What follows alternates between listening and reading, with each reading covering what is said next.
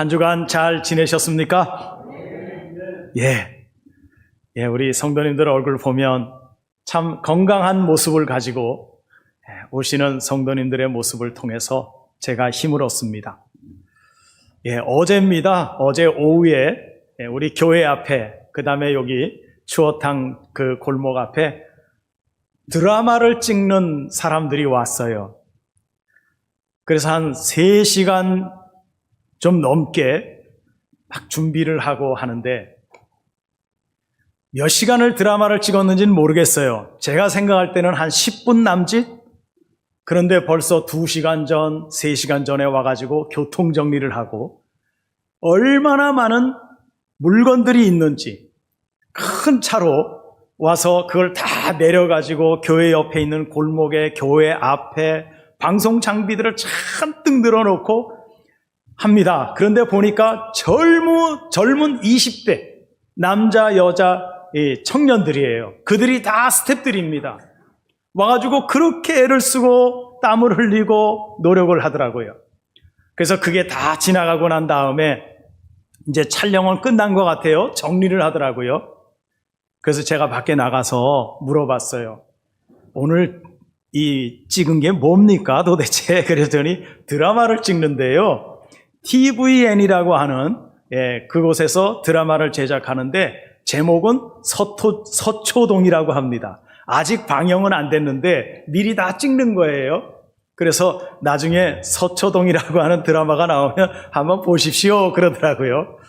그래서 제가 그거를 보고 나오면서 참 드라마 찍는 시간은 10분, 20분도 안 되는 시간을 저렇게 준비하려고 그 무거운 카메라며 조명 그리고 음향기기 이런 것들을 그 젊은이들이 나르고 옮기고 설치하고 하는 모습을 보면서 참 많이 애쓴다. 저래서 우리가 드라마를 보는구나 이런 생각을 했어요. 저도 그 생각을 하면서 일주일 동안 성도들이 이렇게 오늘 이 시간 교회를 향해서 오시는데 나도 준비를 잘해야 되겠다.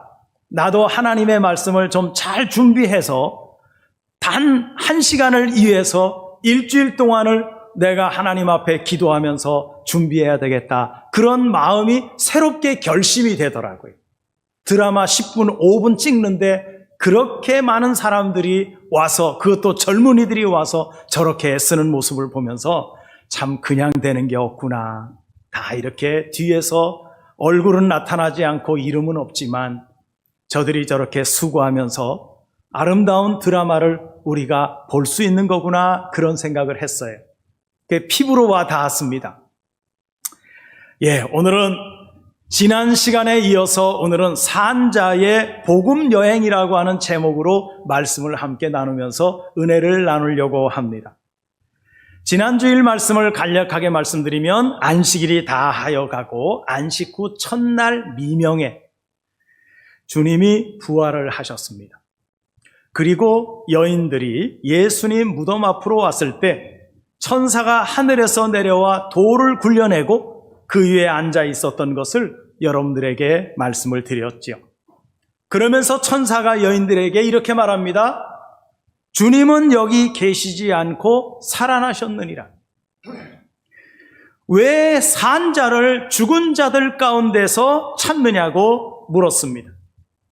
그 반면에 무덤을 지키며 파수하던 사람들은 그 광경을 보면서 떨며 두려워가지고 죽은 자들과 같이 되었다고 하는 말씀도 보았습니다. 주님께서 살아생전 제자들에게 내가 사흘 만에 부활하게 되면 갈릴리로 가라고 하신 그 말씀처럼 주님은 정말로 갈릴리로 먼저 가시겠다고 말씀하십니다. 그리고 여인들이 내려오는데 부활하신 주님을 만납니다. 오늘 본문 9절과 10절을 보면 예수께서 그들을 만나 이르시되 평안하냐 이르시되 여자들이 나아가 그 발을 붙잡고 경배하니 이에 예수께서 이르시되 무서워하지 말라 가서 내 형제들에게 갈릴리로 가라 거기서 나를 보리라 하시니라.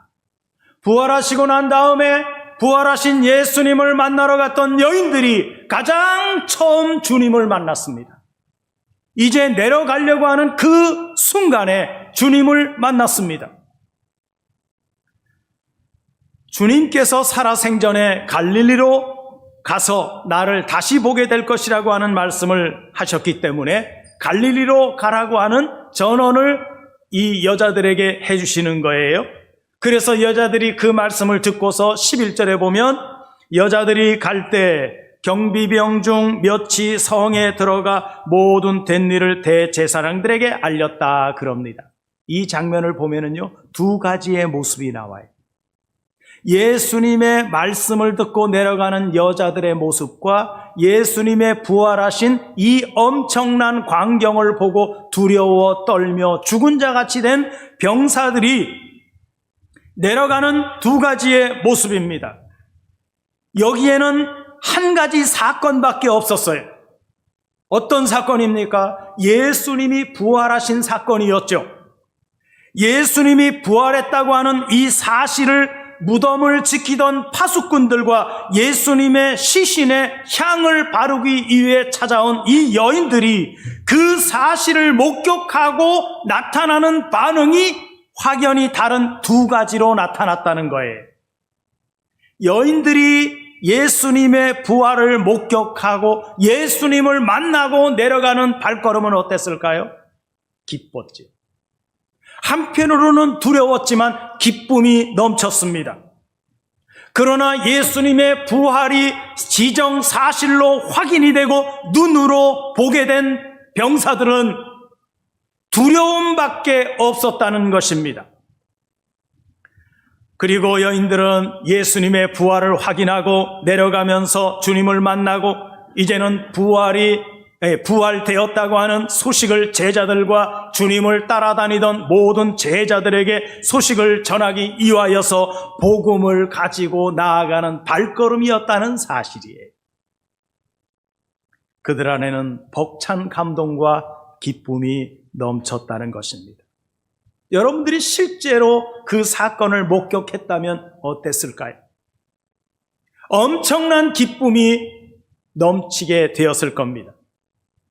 그들은 주님이 살아계실 때 내가 죽어 사흘 만에 다시 살아나리라고 하셨던 말씀을 본 사람들이고 또 하나 그 말씀이 자신 안에서 확증된 사람들입니다. 진정으로 말씀대로 되었구나. 진정으로 말씀대로 확정이 되었구나. 여러분, 이것 하나만으로도 우리의 믿음은 흔들릴 수 없는 믿음인 것입니다. 우리가 예수님이 부활하셨다고 하는 이 부활 신앙을 한번 깊이 생각해 보셔야 돼요. 이제까지 우리는 예수의 부활을 믿지 않은 게 아닙니다. 믿었습니다. 그러나 그 부활을 어떤 차원에서 믿었느냐? 다소 감동적인 차원에서만 믿었다는 거예요. 그래서 우리는 예수님이 부활하셨다 하는 것 때문에 신앙을 지킬 수 있었고요. 그로 말미암아 어떤 소망이 있었습니다. 그런데 이제부터는 예수의 부활로만 끝나서는 안 된다는 거예요. 예수의 부활로만 끝나서는 안 된다는 거예요. 예수님은 부활하셨어요.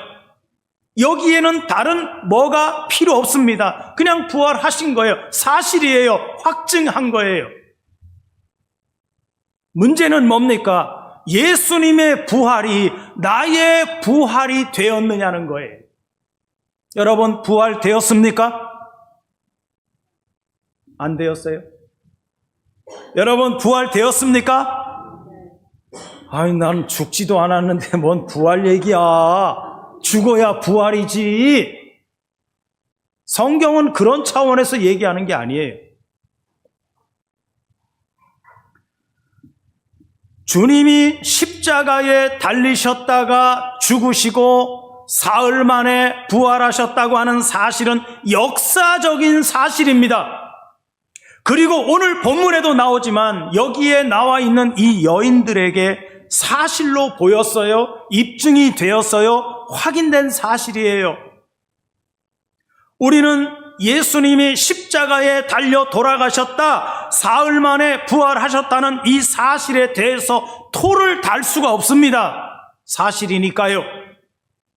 이건 사실이니까요. 토를 달 수가 없습니다.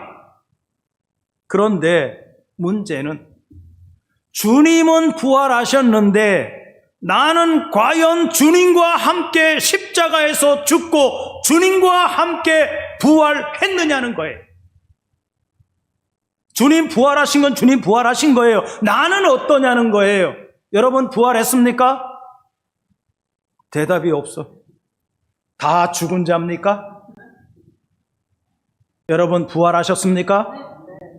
중요한 얘기 드리는 거예요. 예.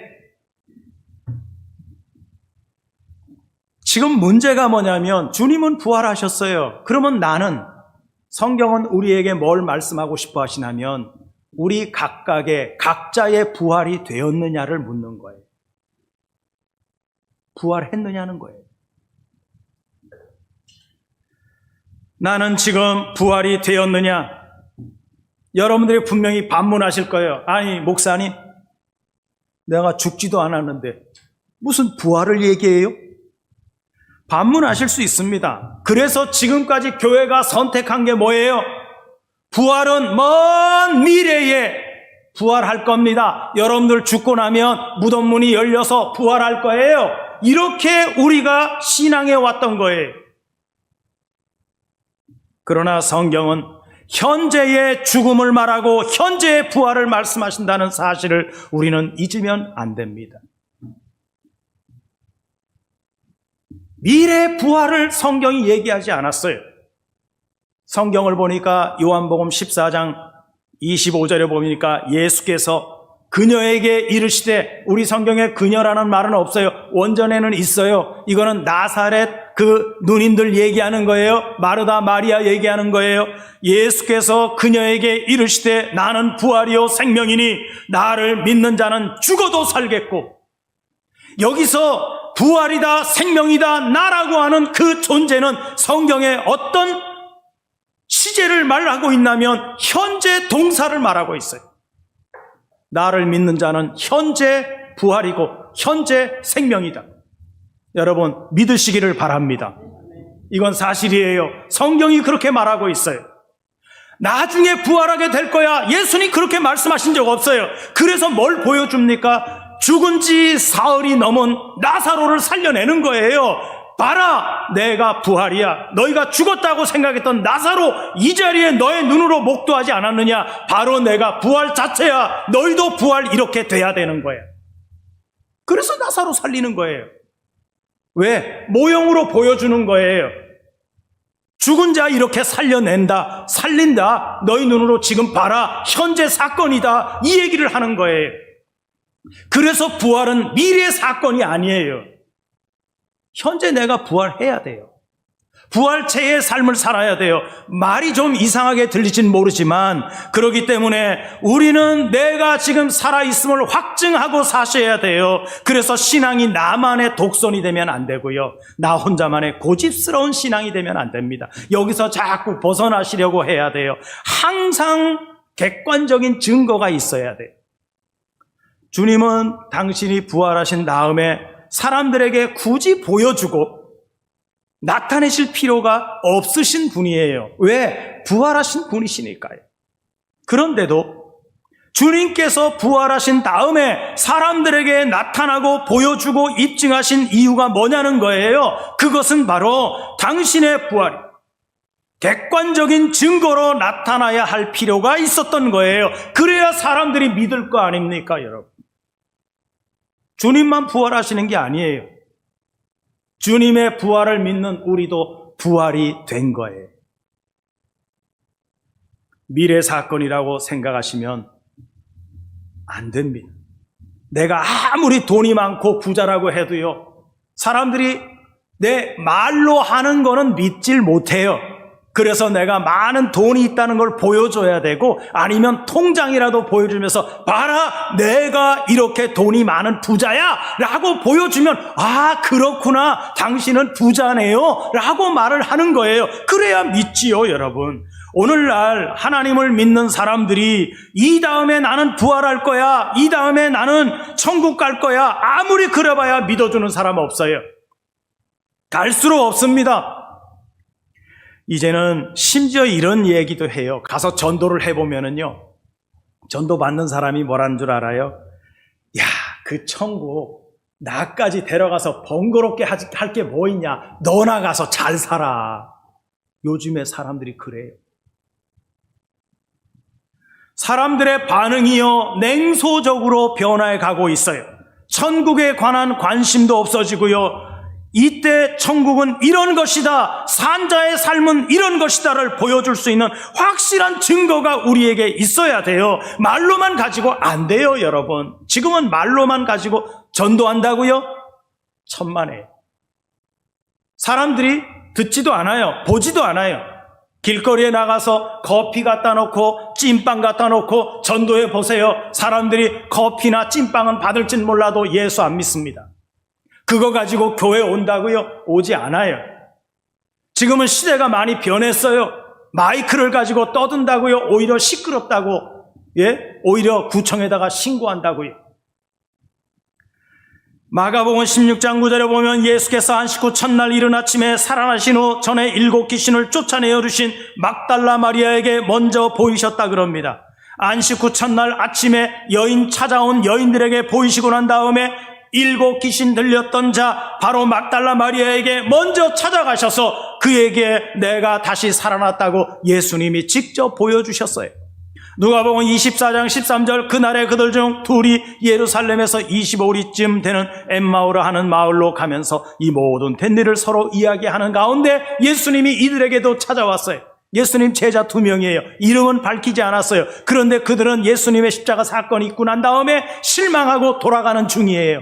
그들이 서로 그 얘기를 하면서 슬퍼하고 있는데 부활하신 예수님이 그들에게 찾아와서 얘기합니다. 누구 얘기하느냐? 아이, 당신은 예루살렘에 있었으면서 그것도 모릅니까? 그러면서 그들이 예수님 십자가 사건을 얘기합니다. 부활 얘기는 하지도 않아요. 부활하신 주님이 옆에 있는데.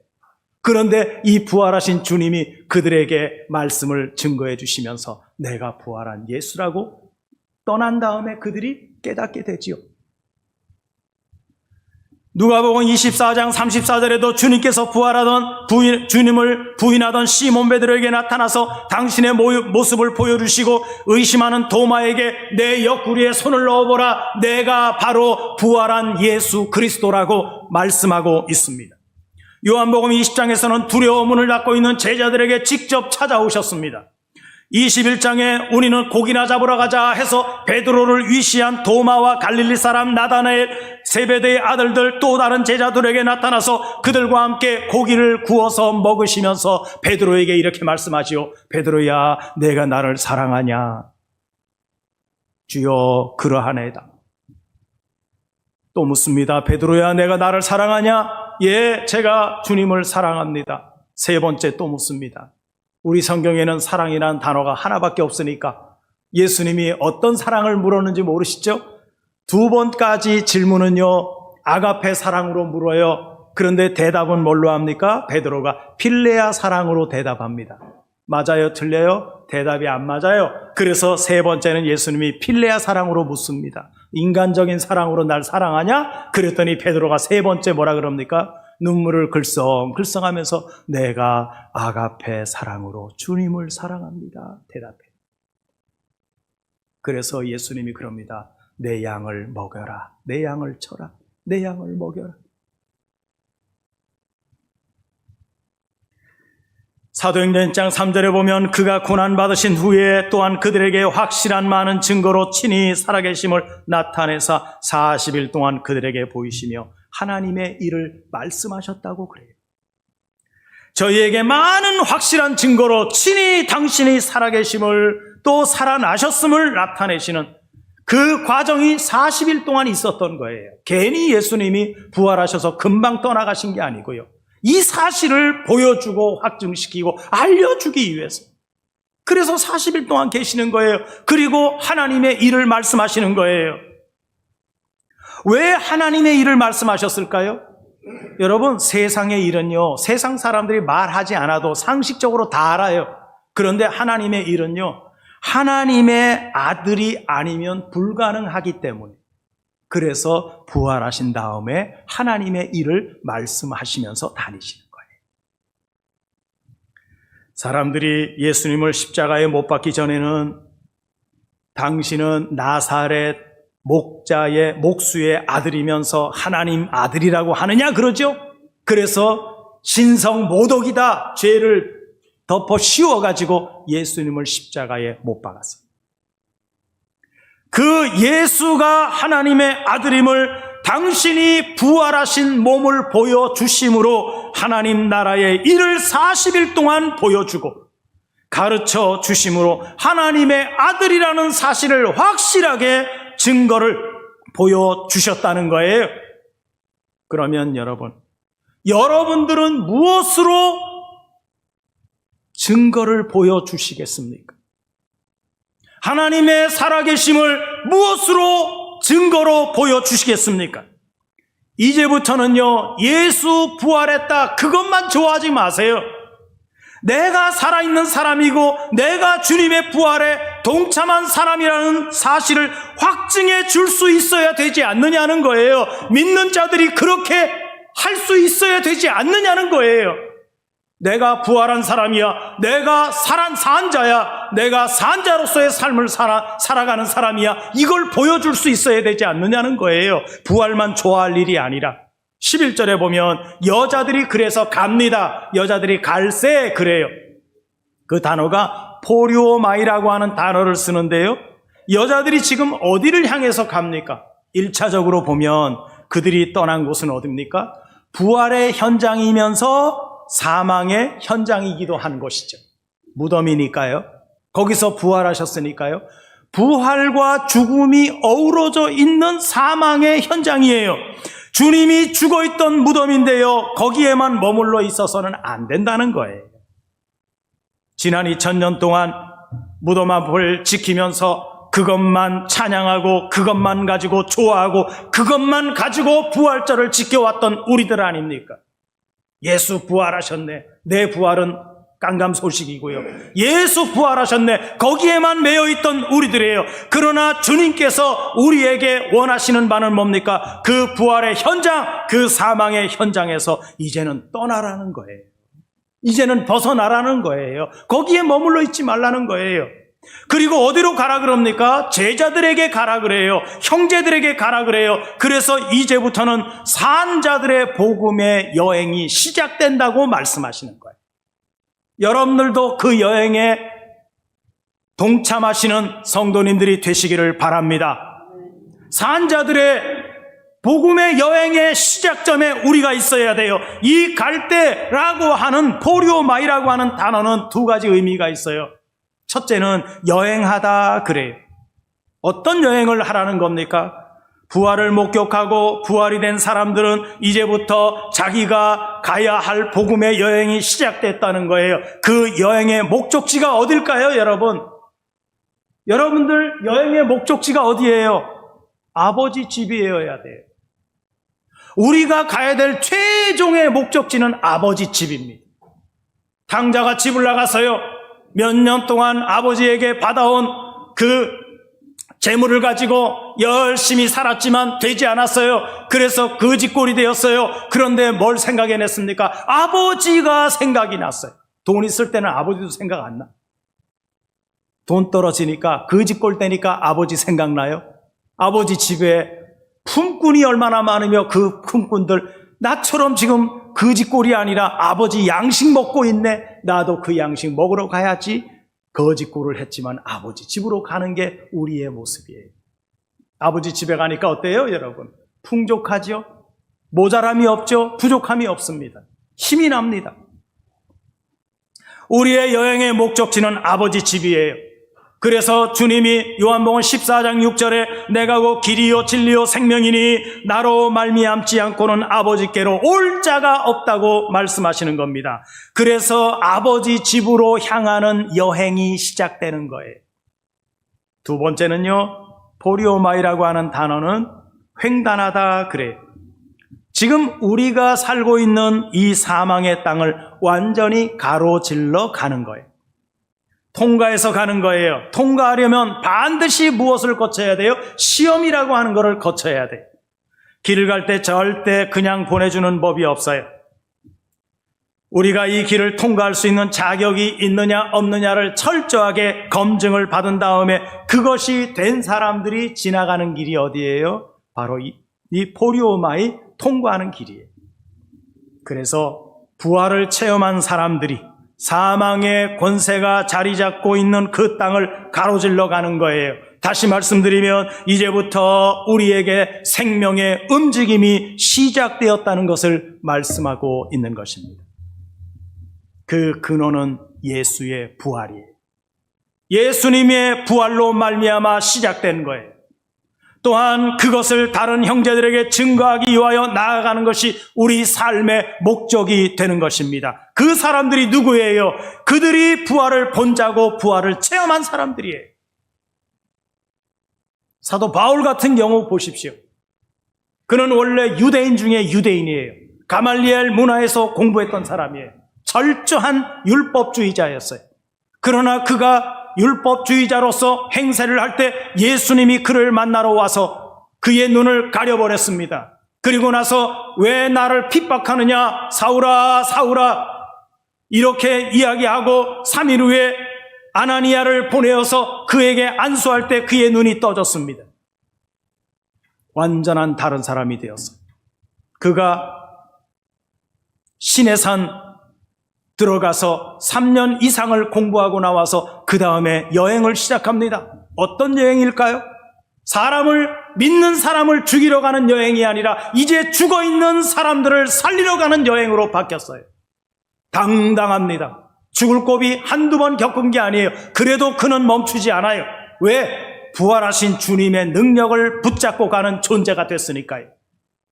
얼마나 당당합니까? 맨 마지막에 그는 로마에 가서 베스도 그 왕을 접견하고 그 왕에게 복음을 전합니다. 복음을 받은 베스도 왕이 뭐라 그럽니까? 사울아, 너 미쳤구나. 누가 너를 그렇게 미치게 만들었느냐? 내 안에 계신 예수 그리스도가 나를 이렇게 미친 사람으로 만들었다고. 그래서 그는 그곳에 가서 자기의 목표한 왕에게 가서 복음을 전하고 그리고 거기서 목이 잘리는 순교를 당하면서 그의 일생이 마쳐져. 여러분, 당당하십시오. 복음 들고 나갈 때 당당하십시오. 왜? 내가 산자니까요. 죽음을 이긴 부활의 주님을 모시고 주님이 내 안에 계시고 그 능력이 내 안에 함께 함으로 우리는 당당할 수 있습니다. 어느 누구에서도 초라하게 있을 필요가 없어요. 당당하십시오. 주님이 사망을 이기셨는데 이 세상에 죽음보다 더 무서운 일이 어디 있습니까? 없습니다, 여러분. 죽음 앞에서는 모든 사람이 다 벌벌 떱니다. 그러나 주님이 벌벌 떨으셨습니까? 아니요. 사망을 이기셨습니다. 우리 또한 사망을 이긴 하나님의 자녀들입니다. 우리가 사망을 이기고 부활의 역사를 참여하고 확증되고 보고 눈으로 본받은 우리이기 때문에 그래서 우리는 사망 앞에도 당당할 수 있는 거예요. 그러나 여러분, 우리가 하나님의 영으로 살리심을 받은 자라고 하는 증거가 반드시 있어야 돼요. 그러기 위해서 우리는 영적인 상황으로 들어가기 위해서는 육적인 의식에서는 이제 좀 떠나야 된다는 거예요. 육적인 의식에서 떠나라는 말은 데살로니가 5장 24절에 보면 내 안에 있는 나는 예수 그리스도의 십자가에 못 박아서 죽었고 이제부터는 내 안에 그리스도의 영이 사는 것이다 라고 고백하고 있습니다. 그래서 이제는 내 능력으로 사는 게 아니라 그리스도의 영이 인도하는 대로 사는 존재가 되었다라고 선포하는 게 갈라디아서 5장 24절의 말씀입니다. 여러분, 우리가 세상을 살면서 세상 의식을 가지고 살았고 옛사람의 의식을 가지고 살았던 우리들입니다. 성경은 우리에게 이 의식에서 벗어나라고 얘기합니다. 그걸 십자가에 못 박으라 그럽니다. 그게 뭡니까? 그게 내가 죽는 거예요. 이게 안 죽으니까 이게 계속 되살아나는 거예요. 옛날의 습성이 나오는 거예요. 아담의 속성이 나오는 거예요. 유혹에 빠지는 거예요. 그래서 사람에게 또는 물질에 집착하면 안 돼요. 세상적인 성공에 집착하면 안 돼요. 이것들은요, 다 지나가는 것들이에요. 그렇지 않습니까, 여러분? 세상 어느 누구도 거기에 머무를 수 없다는 사실. 그래서 이 여인들이 나가는 겁니다. 성경을 보면 이 여인들이 가는 목적지가 없어요. 어디로 간다는 말이 없어요. 이들의 여행은 무엇입니까? 생명을 따라서 생명을 낳기 위해서 시작하는 여행이라는 거예요. 하나님께서 약속을 따라 아브라함에게 말씀하신 것처럼 본토, 친척, 아비집을 따라 떠나 말씀을 따라가는 여행이 아브라함뿐만 아니라 이 여인들에게도 그 시작이 되었다는 거예요. 나아가기만 하면 말씀이 인도하십니다. 나아가기만 하면 하나님의 말씀이 사람을 만나게 합니다. 나아가기만 하면 하나님의 말씀이 정착할 곳이 어디인지를 알려줍니다. 아멘입니까? 말씀대로 사십시오. 능력의 말씀대로 사십시오. 그것이 뭐예요? 그것이 믿음이에요. 믿음 말로만 하지 말고요. 말씀대로 사십시오. 말씀대로 따라가십시오. 말씀이 인도하는 대로 순종하며 나가십시오. 그게 믿음이에요. 꼭 말로 한다고 하는 게 아니에요. 내 안에 계신 주님께서 나를 인도하실 때, 아멘, 주여 가겠습니다. 아멘, 만나겠습니다. 아멘, 내가 행하겠습니다. 이게 나와야 돼요. 나는 하고 싶지 않지만 주님이 인도하시면, 주님이 만나라고 하시면, 주님이 가라고 하시면 갈 수밖에 없는 게 우리의 처지인 거예요. 이게 뭐예요? 부활을 만난 자의 삶인 거예요. 사망의 자리에서 허우적거리는 우리가 아니라 이제는 떠나라 그러니까 우리는 가야 돼요. 가라고 말씀하시니까 가야 돼요. 가서 뭐 합니까? 아버지 집을 소개하는 거예요. 그래서 아버지 집이 나의 목적지임을 밝히고 그 믿음의 상황 속에서 살게 하도록 만드는 하나님의 살아있는 부활을 경험하고 능력을 체험한 우리 성도님들 모두가 되어주시기를 주님의 이름으로 축복해 드리겠습니다. 기도합니다.